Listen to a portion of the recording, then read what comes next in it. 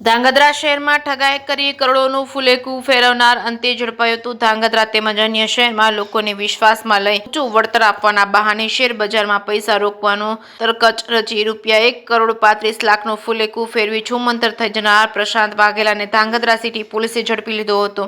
ધાંગધ્રા શહેરના મધ્યમ વર્ગના લોકોને ફોસલાવી કરોડોની ઠગાઈને અંજામ આપવા બદલ ભાઈ બહેનની જોડી સામે ધાંગધ્રા શહેરના ધીરજભાઈ પરમાર દ્વારા ફરિયાદ નોંધવામાં આવતા સમગ્ર મામલો બહાર આવ્યો હતો। જો અનેક વેપારીઓ શહેરીજનોના મહેનતના પૈસા હોય, પોલીસ સમગ્ર મામલાને આકરા પાણીએ લીધો હોય। તાબડતોડ પીએસઆઈ AK વાઘેલાની એક ખાસ ટીમ આરોપી પ્રશાંત વાઘેલા સંભવિત ઠેકાણાઓને તપાસી રહી છે। ધાંગધ્રા સિટી પોલીસે પ્રશાંત વાઘેલાને ઝડપી પાડ્યો તો હાલ તેના રિમાન્ડ માંગવા સક્રિય બની। JK સિંહ સાથે મહેશ ઉતરિયા, સુરેન્દ્રનગર।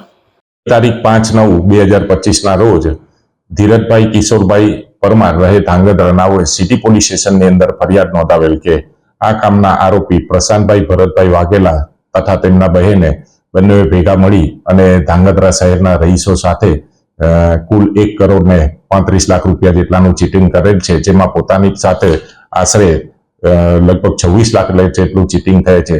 આ બંને આરોપીઓએ ધાંગધ્રા શહેરના રહીશોને શેર બજારમાં નાણાં રોકવાના બહાને ઘણી મોટી રકમ રોકાવેલ અને દર મહિને 15% જેટલું રિટર્ન આપવાના બહાને છેતરપિંડી કરેલ અને ગુનો સુધી આજ દિન સુધી બંને આરોપીઓ નાસ્તા પડતા હતા, જેમાંથી ગઈકાલે ધાંગધ્રા સિટી પોલીસ સ્ટેશને આ કામના મુખ્ય આરોપી પ્રશાંતભાઈ વાઘેલાને અટક કરેલ છે અને નામદાર કોર્ટમાંથી બિનપાસના રિમાન્ડ મેળવેલ છે।